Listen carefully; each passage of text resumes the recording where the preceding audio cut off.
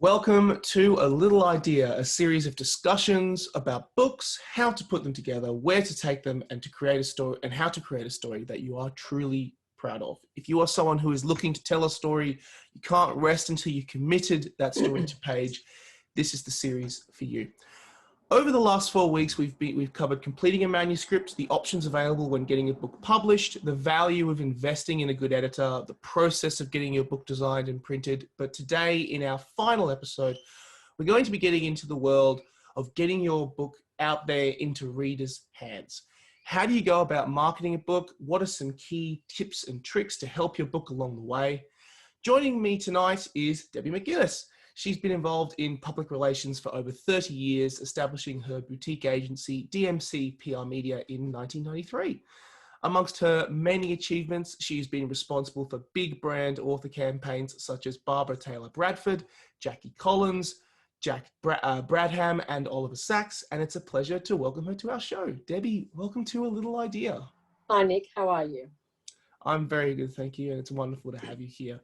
So just to give everyone a sense of an introduction in this world of kind of marketing and PR, there is obviously a big key difference that many first-time authors and first-time people marketing a book won't understand around the actual world of PR and marketing. What is the key difference between marketing and PR?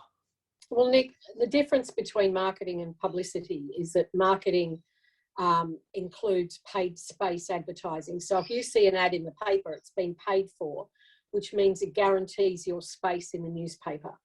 Marketing also, and we'll get into it later, includes things like social media, includes things like competitions, book events, things like that. Publicity, on the other hand, is free. So it means that you hope to get an interview, a book review, into newspapers, on radio and TV. And that's basically the difference. Marketing pays for a lot of parts of the promotion, which usually bed down the promotion, and then the publicity comes in over the top and takes it further. So I suppose that's a simple way to explain it. Yeah, it shows that there are, in terms of the actual process, many people often just think about getting it into newspapers and getting onto relevant book podcasts, and then once you're there, you've made it and that's it. But it's often a much more complicated system with many more turning cogs and ideas, and you have to have a real plan in place, pretty much like with every process of your book, to actually really plan it properly. Yeah. Well, you usually work towards what we call a publication date. So when the book is going to be in the market or up on a website. I mean, the industry's changed so much in the last, 30 years, of course. And now with technology, anyone can write a book and have it published, which is the big change. But publishing is still a very complex business. And so there are ways that you can get into it, but the start date is when the book is available, number one, and number two, what is the market, what audience are you looking for? And you've got to understand your audience, who you want to get to. So they're the things really, they're the starting points, I think. Yeah, and I think, and this has been a consistent theme throughout all of these talks that I've had, that when you kind of are venturing down this path of book marketing, like with any other part of your book, you've got to be prepared for the fact that you've got to do this for the love of it, not necessarily to expect income off the bat, which I think a lot of people do. Is in terms of actual book marketing and book PR, is there any big differences or big things that really stand out when you are in the process of crafting a book compared to, say, if you're marketing something else? Well, I mean, a book really is a set of ideas, I suppose. It's different to marketing peas and beans. I've always said that. And, you have to have an open mind. As you said, you have to do it for the love of it. You've got to do it because you feel you've got something to say and you hope you'll read an audience. Not everybody does. You've really got to have an open mind about it and listen to professionals, I suppose. But the thing about books is no one could have picked that J.K. Rowling, who was, her books were rejected 11 times. I mean, all the big authors, any of them Jeffrey Archer 20 times. He was rejected. So it's such a complex business that you have to understand what you're getting into and be prepared to work hard and not know what's going to come from it. That's the exciting part of it, I suppose. Yeah, I think it's very exciting. I think so many people or so many authors get very antsy or angsty about the entire process of marketing because it is, putting your book into the hands of people who want to read it. My own experiences have been, this has actually been one of the most enjoyable parts of it, because you're out there speaking with people who want to show passion for your project, or it's another way to tell your book's story. You are its representative. In the actual world of publishing, obviously there's different ways that you go about publishing, such as through a publishing house, hiring an agent, hybrid self-publishing, custom publishing, whatever we call it. How does marketing and PR differ for each of those respective routes that you take? Okay, well, obviously, the way to go for most people is to try and get a publishing contract, and that's not easy. You talked about agents. There's quite a few very good agents. They don't take on a lot of people. They've got to feel that, you've got something to say and you can put it out there. I mean, Nick, you've got a great personality. You're open about what you're doing. That helps. Some people that write don't understand that there is the other side of it. So publishing house is the way to go. It's they're set up for it. They usually start at least a year out. If they've approved your manuscript, it'll take a year to take it to publication. Goes through proper editing, proper design. PR people come in halfway through that and start planning their campaign. So that's the ultimate. But you can do it other ways. So the hybrid publishing model now is quite popular. A lot of big publishers are doing it as well, where you go to them and you pay them to do a lot of those aspects of that publishing process. And when it comes to PR, you pay the publicist as well. So you've got to understand that it's like going to the casino. You're going to put your money on number 17 black and you don't know if you're going to win. So you have to be prepared to understand how much it's going to cost you if you're prepared to, spend that sort of money and not know what return you're going to get on it. So there's no guarantees in this business. So that's hybrid. And self-publishing, I have worked with some self-publishing people. There are ways to do it. There's lots of stuff on the internet that people can find, but the ASA, the Australian Society of Authors, is a very good place to start. If you're serious about writing and you feel you've got something to say, and you think you've got talent, there's manuscript assessors, there's all sorts of people out there that can help you. Even with the big publishers that I work with, and I have done for years, there's no right or wrong way. It's just finding the audience, going towards the audience you want to do, and building your campaign around that. So there's many ways of doing it. Yeah, it is interesting, the different processes that are potentially available to you. For a lot of our viewers or listeners, obviously, if you are doing it, for example, with a publishing house and you've managed to get a publishing house contract, first of all, congratulations to you, because that is very difficult to do. But if you are someone who is in the process, or someone who has to kind of help craft their own PR stuff, I'm assuming that we'll kind of examine that little route a little bit more. You mentioned there's a lot of fantastic options out there for self-publishers, for custom publishers, even for kind of getting a publicist. And you did talk about, for example, that one of the options would be PR professionals, actually hiring a professional to do your PR. What are the kind of pros and cons associated with hiring a PR professional, for example? Well, obviously it's going to cost money. I mean, I've been in the business a long time and I assess each book separately. Every book is different. Every author's different. There's no one size fits all. There can't be. So that's how I approach it. So look, I mean, I also assess the book. I don't take everything on that comes through my door. I don't want to let people down. And some people think they've got talent and they just don't. So really, before you even get near a publicist, you've got to have gone through a professional process, which includes professional editing and professional design for your book. Now that costs money. And I go back to the ASA, they have people listed that they recommend, because there's a lot of people out there on the internet, particularly people that are based in the US or the UK. We've got very different cultures here to what they have over there. And they say, look, we can do it online, it costs nothing, blah, blah, blah. Well, you know, it doesn't really work. But if you're just wanting to do a story, get your story in print, there's plenty of ways to do that. Give it to your family, give it to your friends, sell it to some other people. There's plenty of ways to do it, to get yourself in print. But if you're going to go down the professional route, you've got to be prepared to spend the money and to trust the professionals you talk to. Yeah, it's and also kind of similar to the editing process and the design process. It's very much a collaborative effort. It's very Absolutely. much your yeah. Because it's obviously the professional's job to really make sure that the story that you have crafted translates into the marketing campaign to want people to buy it. Yeah. But similarly for you, it's also a way of making sure that your vision maintains and stays the same. So Yeah. it's very a give and take process. It's also very much a people process too. You know, I mean, not everyone gets on. You know, I've been doing this a long time and I'm pretty good at picking people.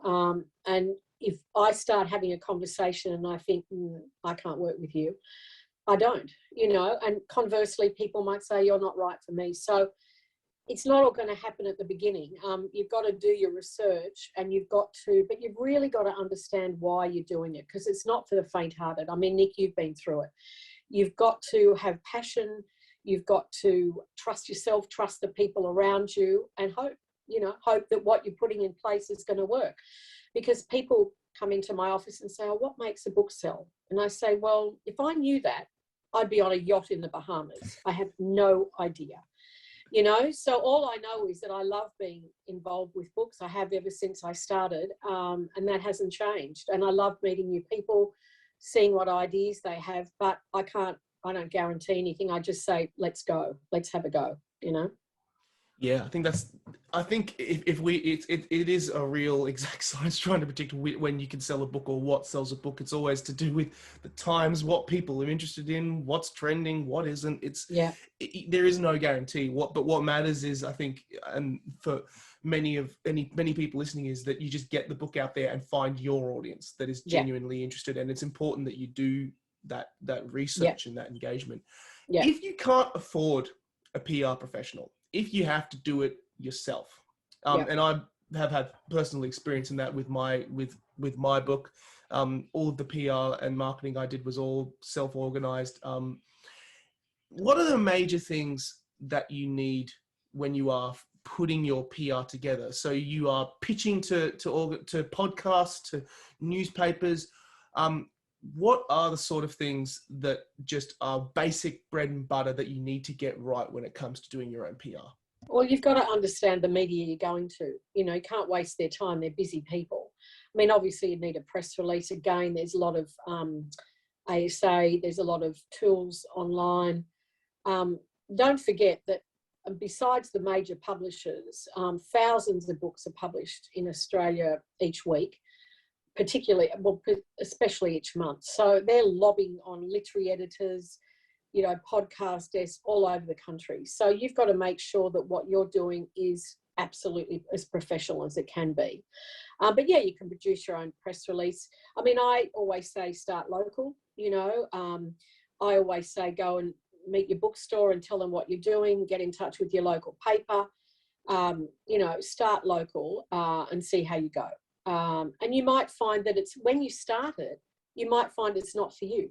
And you may then go back and say, okay, I'm just going to go through one of those print on demand places where you put the book into a machine, if you like, and it comes out and you've got something. So it's not one size fits all. And you went through it, but you had good instincts, obviously, Nick, and people do have good instincts and they can do it, but not everyone can do it. Yeah, it is a very difficult process that might sometimes feel like you're getting, you know, blood out of a stone, for example. But absolutely right in terms of my own experience with this one. You know, putting together it was just very small things, doing it right, having a press kit, having professional photographs taken, having doing your press release, really kind of making it clear to any publishers or newspapers or podcasts or whatever. I think a lot of people approach stuff like this, or from my own experience having been in the industry, a lot of people just say, hey, I have this book, why aren't you talking about it? Which is often the mentality that they come at, which can be quite negative, which really also is, and also isn't very professional. I think the books that have really drawn our attention are books of, here's my book and here is why it is worth your time, which is something that is always kind of stuck with us whenever we've had books dumped on us from our end. We see a book, and if someone has actually taken the time to craft a press release, provide us with additional information. So if we want to do an interview or whatever, we can actually touch on particular topics, even additional content around that as well that we can refer to. Those small things just go such a long way. Yeah, absolutely. I mean, everything you're saying is right, but it's not instinctive to some people, and it's not what they expected. Some people have an idea of what it would be like to publish a book, and you know, more often than not, you don't understand it, and you go down that road and you're just going to get lost. So, you know, research is the thing, and talking to professional organisations that might be able to give you some tips, as I said before. Yes, definitely. I think it's just getting any sort of knowledge that you can, because this area can feel particularly very, very much like a grey area. I highly recommend that. You have mentioned a little bit earlier about book selling, about social media rather, and the part that social media plays in book selling. Where does that kind of fit now? Because it is a new kind of place where books are being bought, sold, and talked about. Yeah. But look, social media is another marketing tool. I mean, you've got to know your audience. But, you know, I mean, a lot of older people aren't on social media. And they come to me and say, oh, I better get a Facebook page and I better get this. And I say, well, do you use it? No. And I said, well, if you don't know how to use it, don't use it, because it can blow up. You know, there's other ways to get out there. But you would have used it very efficiently, I think, Nick. You understand it. And again, it's like a community. You know, you find a community that are interested in what you've written about. And that's where podcasts come in. There's a lot of bookstagrammers, bloggers out there. That's what they do for a living now. You know, they read books and people go to those areas, but you've got to be part of that community. You can't just go, okay, I'm 70 and I've written this fabulous book and I'm just going to now join social media. It doesn't really work that way unless you're going to pay a social media company, and they're very expensive because it's so time consuming. So, you know, but if you are, you know, like I talked local before, your local bookseller would have very good social media around their store. And if they do decide to take your book on, they may do some social media with you, but they would do it for you, not you. So it's really, if you're going to get into it, you've got to understand it and know why you're doing it. Yeah, exactly. I think I absolutely agree that, you know, if you're not using your social media properly or correctly, it can often look worse than having nothing at all. So if you are diving into that world of social media, I often feel like you need to get a sense of it or a feel for it first. So kind of joining, you know, book groups, reading groups, author groups, writer groups, seeing what they're talking about, seeing all the stuff that they actually are interested in, and kind of leaning into that is often a fantastic place to start, and actually actively starting to contribute to it before you say, oh, by the way, I have this book here as well. That's really important, Nick, that I've worked with a lot of people that, I mean, there's writers' centres all over Australia that you can join. This is a slow process. This is not going to happen overnight. People don't wake up in the morning and say, I think I'm going to write a book. You know, there's a process, and there are ways to ease yourself into it. And you get into these writing groups, and we talk about community, and this is a real community. People support each other.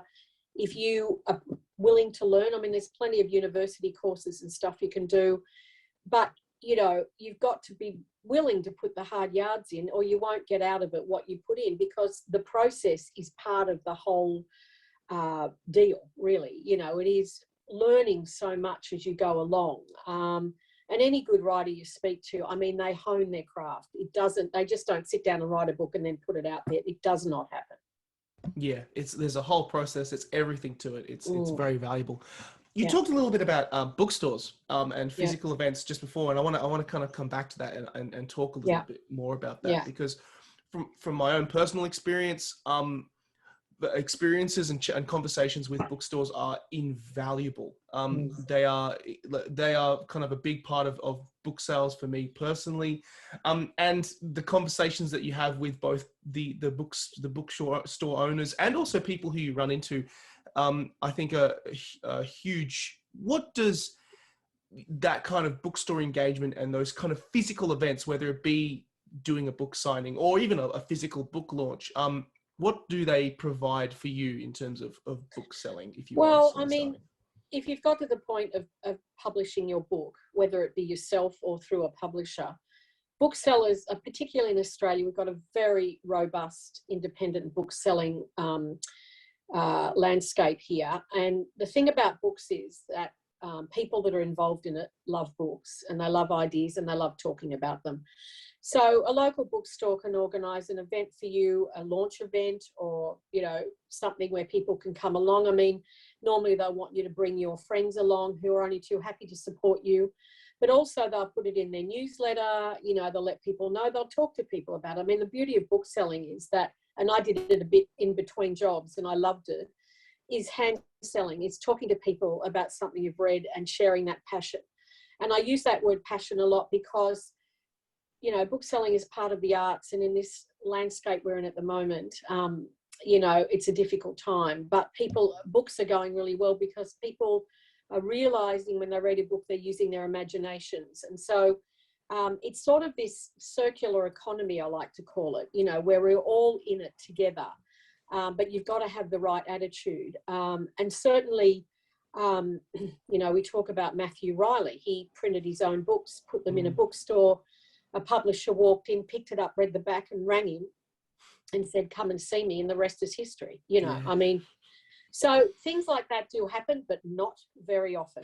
But again, it comes back to, you've got to want to do it. You've got to work hard. You've got to have the right attitude and the right personality to a degree, because you've got to put yourself out there, and that's not easy.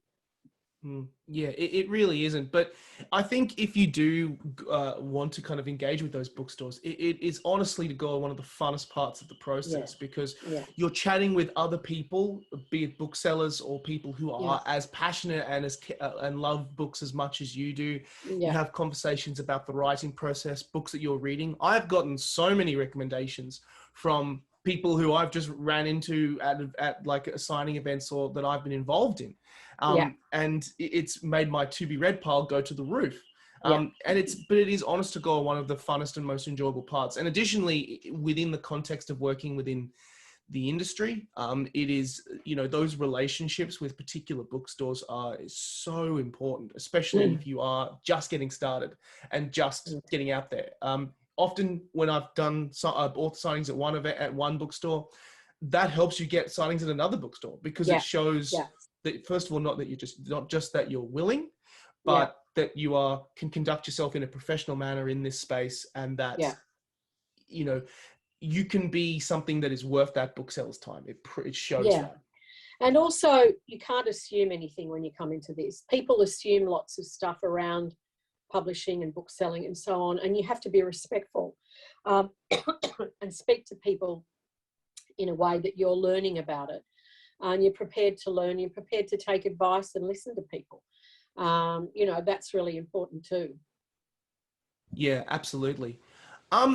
So I'm aware that we're running a bit short on time, so I'm going to kind of ask one last final question about the entire book process, and that is, obviously, if you're wanting to try and get into this in a professional time, there's always a point where you're going to have to. Is there a time that you ever say goodbye to your book? Do you, when you move on to the next one, or is it just continuing forever? Yeah, I don't think you ever say goodbye, because they're like your children, aren't they? I mean, you've written your book, you've promoted it, it's out there, it takes on a life of its own. It's going to take you places you didn't realise it would take you. So it's always there with you. And then you move on to the next one. You've learned so much from this book, but it's there. It's on your bookshelf and it'll still keep selling. I mean, secondhand bookstores, you see on social media sometimes people will show a book that came out 10 years ago and it's still as enjoyable then. And there's book libraries all around streets now. Books live on, I mean, that's the beauty of them. Unlike the technological world, books are real things that you can hang on to and keep and get enjoyment from. So you don't ever say goodbye. They're always there as part of your life, which is a really wonderful thing. Yeah, and another thing that is so lovely about that is that they have a life of their own as well. I mean, yes, that they're obviously part of you and they came from you, and that is a fantastic thing. But those books may go places that you haven't even thought of. Well, exactly, and you get feedback. Sometimes you'll get an email from someone in America or something who someone gave the book to you. So it opens up a whole new world for you. But again, you've got to have the right attitude about it. You've got to understand that, stuff will come back to you. And yes, there'll be ups and downs. But if you take it in the right vein, if you understand that this is, there's no guarantees in this world, but it's a lot of fun when you get into it, that's the way it works, I think. Yeah, absolutely. I was chatting to a friend of mine recently who he has a book coming out. He's actually a fitness instructor and he's got a book coming out. And I kind of explained to him, I said, you've got to be prepared for the fact that you're going to be talking about this book a lot now, because you're now in the world of life after, publishing a book and publication and stuff like that. And he was going, yes, I'm kind of excited for that, but it will come up all the time. And you have to be prepared for that and know that whenever you are prepared to talk about that, you bring the right attitude to it, because in times it can be very taxing and very exhausting. But that is the life of publishing. That is the life of your book is there after it. There's life before you put the book out and afterwards. It always and you get asked the same questions all the time, and here we go again, but it's a different audience every time. So you have to keep it fresh, and not be going, oh God, here we go again. You go into it like you did the first time. And because people pick up on that, they pick up on the fact that you're excited about your book and you want to share it with people. Yeah, absolutely. And the fun part is as well is that even, years later, they're still showing the same passion for that book than the day that you had when you started it, which is a wonderful thing. It's a living, breathing thing that continues and has a life of its own, which is wonderful. That's right.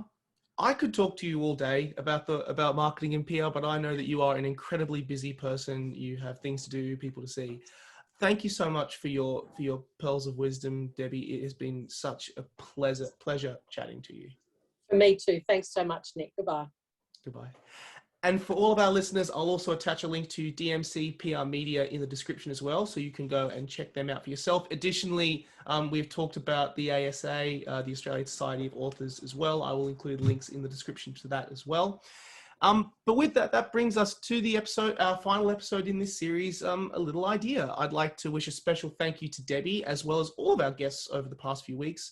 Please be sure to drop us a review for this series on any platform if you're rewatching or listening to this. And above all, I hope that this has given you a platform of expectation as to what getting into publishing is like, and hopefully given you that little push forward that you need in terms of getting your own project finished. My name is Nick Wasiliev. I'm the author of When Men Cry, which you'll have links to down in the description below. Please check out all our episodes of A Little Idea in the playlist as well. Debbie, thank you once again. It's been an absolute pleasure. Thanks.